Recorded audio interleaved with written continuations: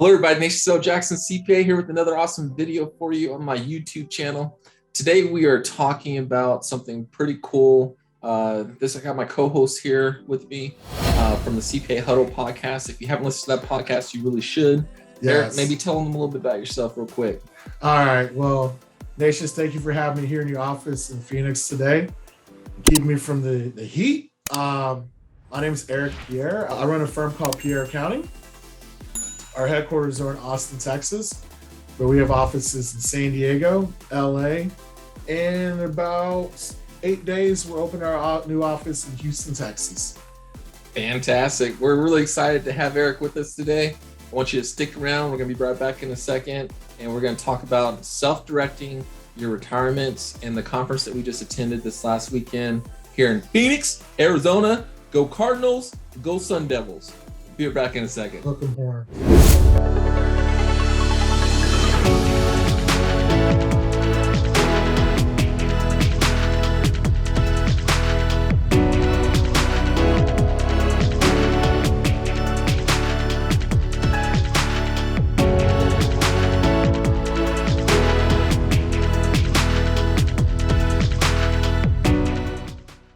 All right, and we're back. Hey, everybody. Thanks for tuning in today. Again, we got my co-host from the CPA Huddle podcast here with me today, Eric Pierre. I don't know what that was, but okay. Just say, yeah. We back. We in person again. This is now the Phoenix remix, baby. Phoenix remix. Yes, sir. Today we're talking about a very important topic. And I want Eric to tell us a little bit about his story and his experience with the directed IRA conference, because he actually came in, wanting to learn some more about what I've been talking about on my YouTube channel and on the CPA Huddle podcast for a while now. And he was actually blown away, just like boom, just blown away by some of the knowledge that he came out of that conference with, some of the connections that he made. So just wanted him to kind of tell us a little about his experience, and we'll go from there. Yeah, so, I'm a CPA now. I've always admitted I don't know everything. I do know a lot, but this conference has really opened my eyes. I had started hearing, from Ignatius primarily, but also from some other people I do business with about using these kind of accounts are what called qualified, because you're getting a tax deduction with the exception of the Roth. But using retirement accounts to acquire businesses in real estate. And full disclosure, I actually had been involved in a transaction where I was the consultant for a startup where wealthy people were using their IRAs to fund it. And I remember I saw these checks, such, like let's say a Vanguard for the benefit of, John Smith. I'm making up names and brokerages, but I saw this and I've been seeing this for a while. I didn't quite understand how they're doing this. And so Ignatius graciously paid for my seat at the self-directed event. And I started hearing stories that just blew me away. Like, for instance, Mark Kohler admitted to using his HSA to buy livestock, which, for me living in Austin would be pretty cool, because I like to buy some cows myself. Yep. And, and by the way, my family was from Haiti. We were in an agrarian society. I have artwork to prove that, we herded goats as well. So it'd be kind of cool. Like, hey, I could do this someday to buy goats and cows. You think I'm joking, awesome. But it's pretty awesome. Hey, livestock still makes a lot of money. And oh, by the way, when he pulls that money out of his HSA at some future date, it's tax-free. Yeah. He got a tax deduction putting money into the HSA. And when he pulls it out, he's going to get or not a tax deduction, but it's going to be tax-free when he comes out. Tax-free reimbursement. And he used that money to invest in livestock. Yep. With the deduction on top to start. Then, beautiful. I know. And actually, some of those cows were actually nice cows. Then hearing about the health reimbursement account. If you have a business. Health reimbursement arrangement. Arrangements. Yes. Thank you for correcting me. See, it's still over my 6'8" head, so I don't quite still making sure I say the right thing. So forgive me. But you can set up a health reimbursement arrangement for your company to pay your health expenses and get a deduction at the same time. And for someone like me that's to go to the doctor periodically for certain things and, future dentist visits, like that just blew my mind away. And I'm going to be working with Ignatius on setting up for myself since, my firm, we're scheduled to have a bang out year this year, next year with the employee retention credit. I need to take advantage of these things. So that was another thing that just blew me away was that, right? And then let's see what else. I learned the secret of Mitt Romney and Peter Thiel. Oh no. I said their names, man. I hope I don't cost you viewers, but I don't care if it does. But you can viewers. Yeah, they're the wrong viewers. That I can use a Roth IRA or a qualified IRA with an LLC to own a business or real estate. And Matt and Mark actually showed their personal stuff, because otherwise, if you're preaching but not practicing, you got to practice what you preach. And to know that, with some of the things that I'm thinking about doing and some of the life decisions I have to make, that I can use a Roth or qualified to acquire real estate. And I even tested this, I have somebody in my firm that owns real estate, and they had borrowed money to finance real estate, but they didn't know they could use their 401k to actually acquire the property instead of doing a loan. Key. Yeah. And so I realized that, and you can even sorry, go ahead, finish. Yeah, and you can have these qualified IRAs have partial ownership of these things. And your financial advisors, most financial advisors, not going to talk to you about these things because they're not getting a piece of the action. Most CPAs, which was me until today, weren't talking about these things because we just didn't really know it. And don't be mad at your CPA. Like, don't fire your CPA just because I'm saying these things now. Okay. And please don't fire me if you're just for this. Come on, guys. I've been good to most of my clients. Yeah. But most people, you don't know what you don't know. Okay. Now, your financial advisor is really inexcusable because they actually do know these things. But when they're advising you, they're looking more for their commissions or their fees than your best interest. That I can understand. You may want to change them. Maybe. Maybe I said maybe. But just be aware. I'm just keeping y'all up on game about this. I'll give the financial advisor the benefit of the doubt that there are some, especially the younger ones, that actually don't know this stuff. Okay, but the guy's been on 10 years. Yes, the people who run the firms and run the companies, they know this stuff and they choose not to tell you. Yes, exactly. Yeah.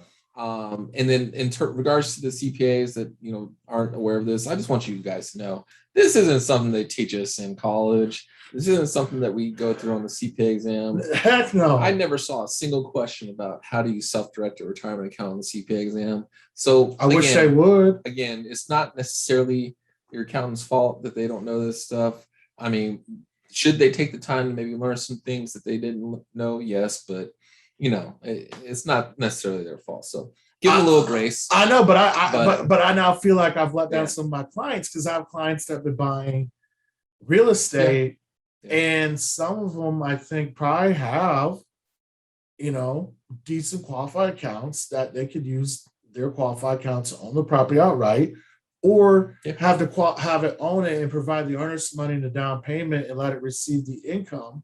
Yeah, and so.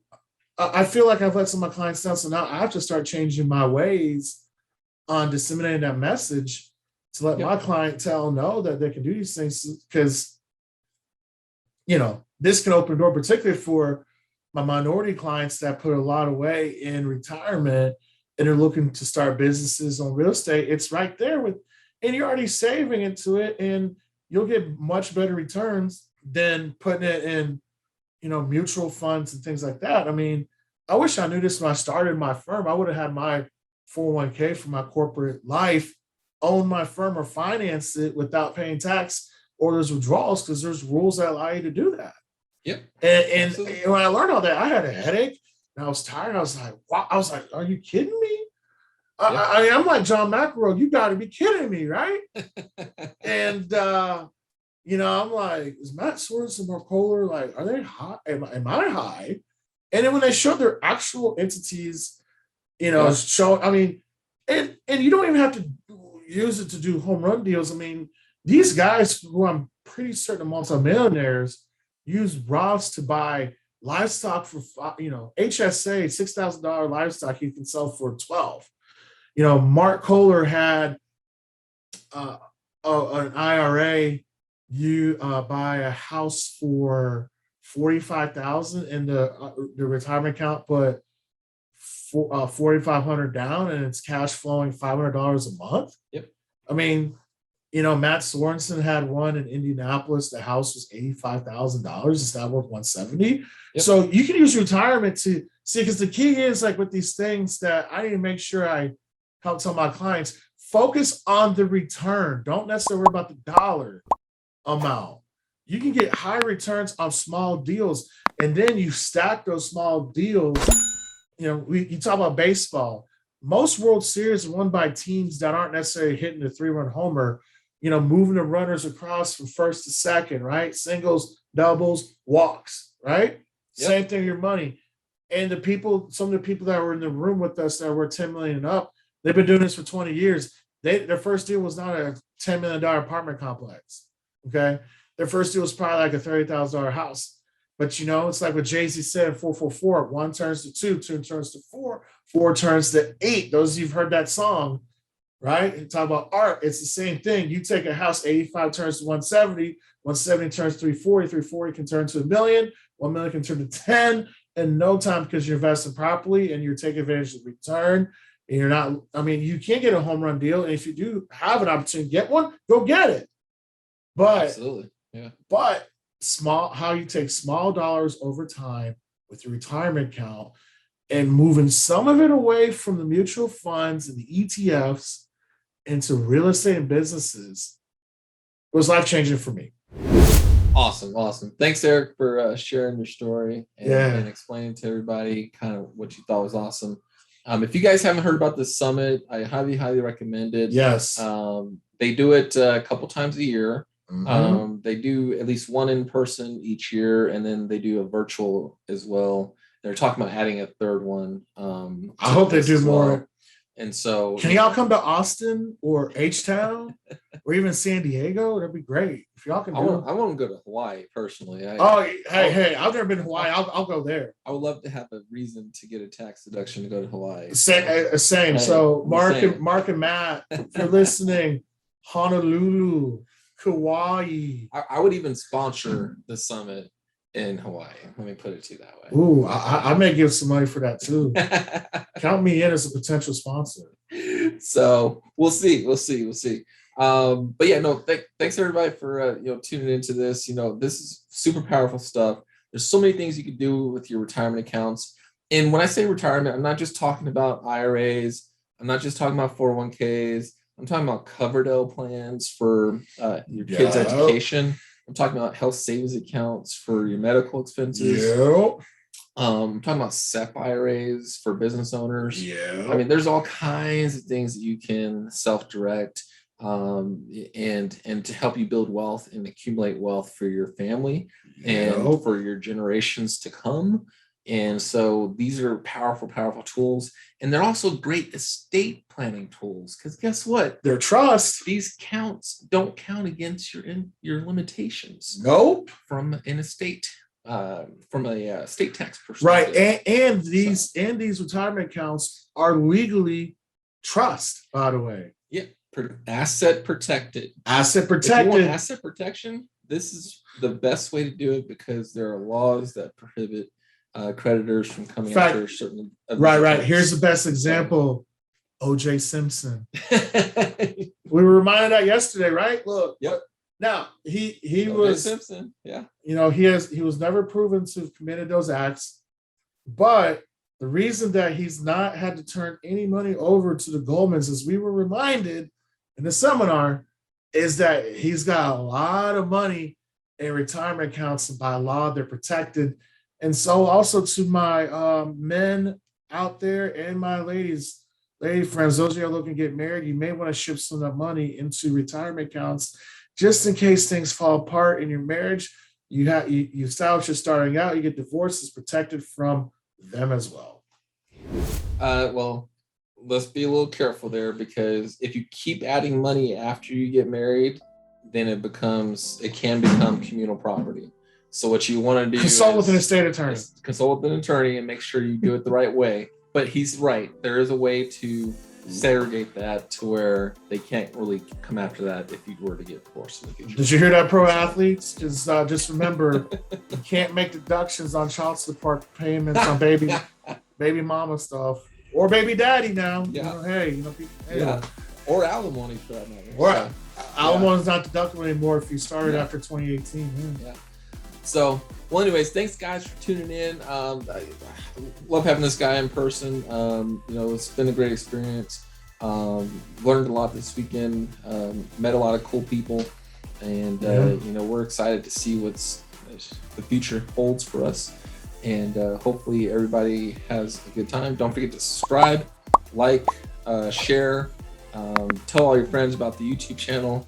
Really trying to grow the user base here to make this kind of worthwhile for my time in doing these types of things. So feel free to leave a comment.